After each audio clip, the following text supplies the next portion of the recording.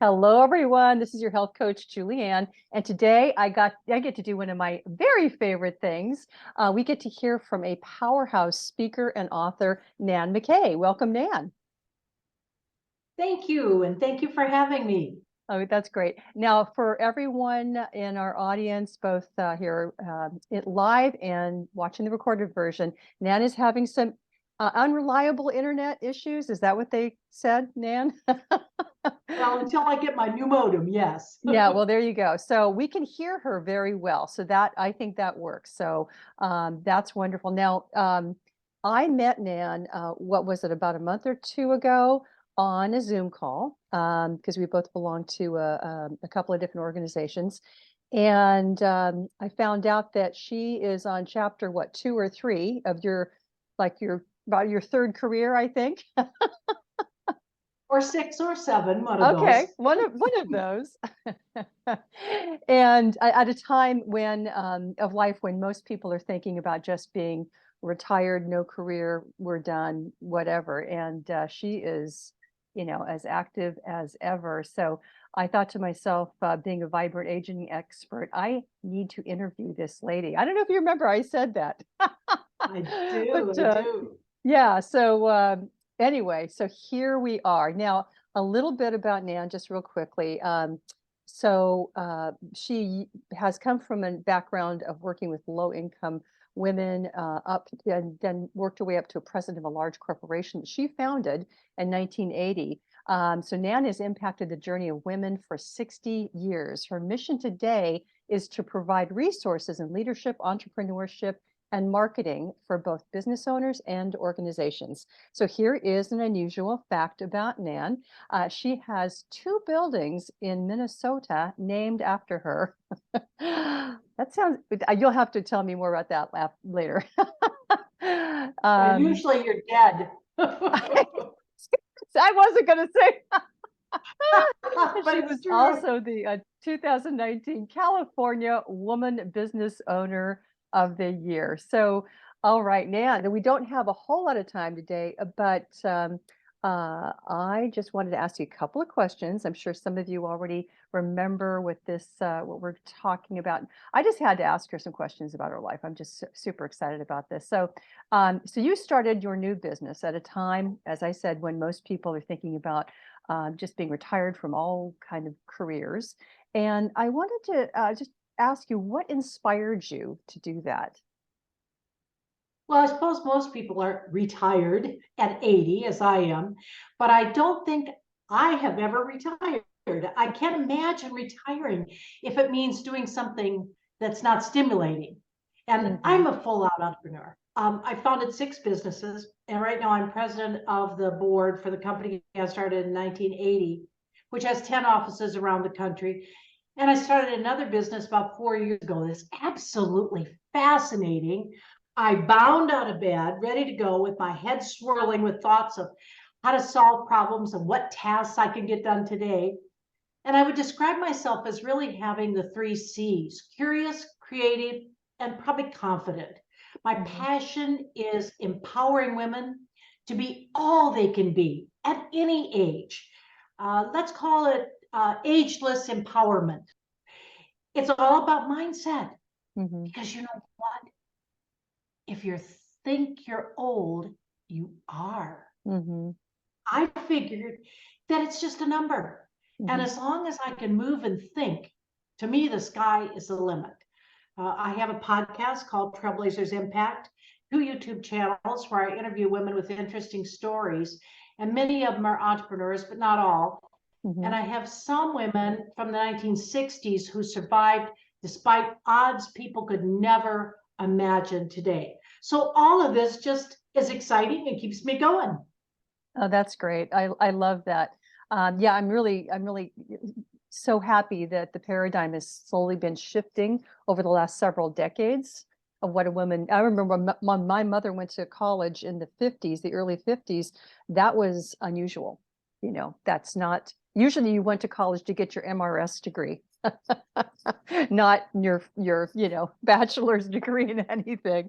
So, yeah, I'm really glad that that's changed. I'm so happy. And thank you for that. Just so I guess the tables are turned now. You're being interviewed as an interesting woman who has a short story to tell. All right. Also, so, you mentioned the importance of embracing change. And can you give us an example from your own life, or your own experience, what that means to you? Just an example from what you've experienced. Well, if you ask me what is the number one magic pill for aging, I would say it is mindset. If you embrace a growth mindset, you embrace change. Today, I think it's absolutely critical to embrace change, or you're going to be left in the dust. And if you look, for instance, at AI, artificial intelligence, and Chat GPT, I found that to be just a world I'm fascinated with. Mhm. And I was laughing because I've been thinking about doing a Chat GTP 101 for people, that are struggling with it a bit. I figure if I can learn it, everyone else can. So I decided to stop procrastinating, and you're the one, Julianne, that got me going on this, to thinking you need to do this. And I scheduled it for next Monday. If you've been wondering about it, let me give you a great introduction to AI and GPT. Mhm. And I'm really thinking that if I just charge like $29 registration fee, then you sign up for ChatGTP at openai.com, and then you can follow along with me during the workshop. And Julie, I gave you a link for the workshop as well. But just think, change. Look at what's happening today. It's so exciting. Yeah, that's great. Yeah, it's interesting because almost every group and organization I belong to, a lot of marketing people I know, a lot of forward thinkers, everyone seems to be having the conversation about AI in terms of helping us write and market and everything. And some people just are like, ooh, what's that? I'm not sure, but it can be quite Well, helpful. exactly. And that's what I really want to do, is to say, this is not hard. As long as you understand some basics with it. And my daughter, for Mother's Day, who had never used Chat GPT, but she's been hearing me talk about it constantly, wrote a Mother's Day poem on it for me. It's just wild what you can do with it. Oh, that sounds like fun. I never thought about that. Oh my gosh, that's great. Yeah. So, and by the way, audience, whether we are before we leave, I'll put it in the chat, and the recording of this video, which I know most of you will be looking at, it will be in the show notes, all the links that we're talking about. So more on that in the show notes. All right, I had another question for you that occurred to me. What would you say to somebody who is, let's say, thinking about starting a business in their later years, and they're just not sure if that business is a very good idea? Maybe it's not going to work. They're not really sure. I mean, what would you say to them? Well, I think we all wonder if our idea will work when we're thinking about starting a new business. And actually, I wrote a book on this. It's called Gold in the Golden Years. And I shared a file with you that I said you could pass along. The book's on Amazon if you want to order it in hard copy. But I also have a course called Choose Your Dream Business, which explores entrepreneurship for women over 50 with many ideas and a model to choose your business. And you can put the link in there for that too. And it will be especially helpful for people who haven't started their business, because that first chapter really gives you some exploration of what it is to do to start a business, how you could do that. And just email me if you have any questions, and I'll send you any or all of these links. My email is nan@nanmckaykconnects.com. Mhm. But let's go further and answer your question this way. What will owning a business bring you that you don't have now? I think that's the thing to think about. The one thing you should be prepared for in starting a business today is that you're going to have a learning curve in digital marketing. It's not like you go to the store and you buy a shirt. You need to develop a know, like, and trust factor, and you need to stand out from the crowd, which isn't easy in a sea of emails from people wanting to sell you something. However, if you even are thinking about starting a business, I would not put it on the back burner. When we cross that 60 to 65-year-old threshold, we are entering into a different world.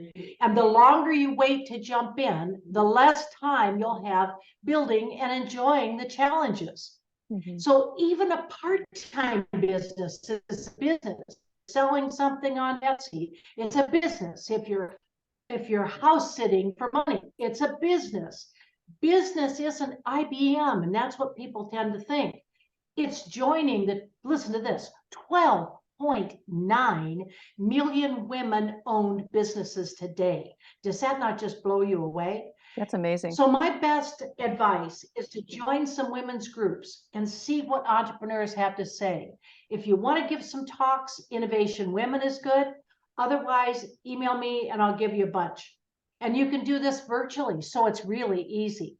So sign up for the Chat GPT workshop and I'll blow your mind there too. Oh, I took one of your workshops on, I know what it was, quiz funnels, right? About a month or so ago.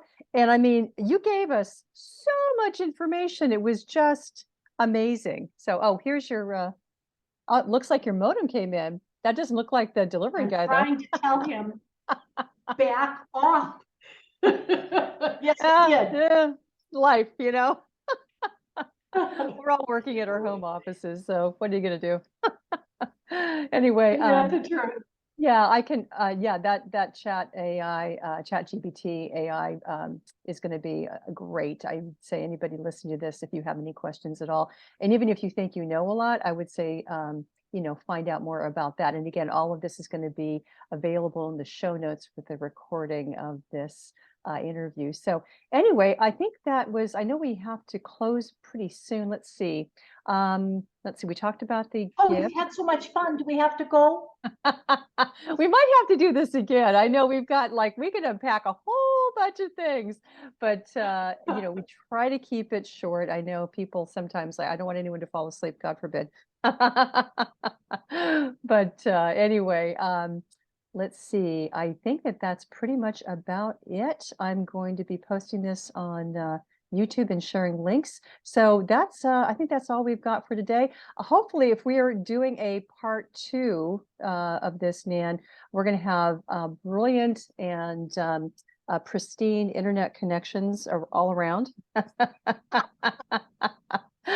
All right. Well, until that time comes, I wanted to say thank you so much to our guest, Nan McKay, and look for those freebie gifts in the show notes. And until then, goodbye, everyone.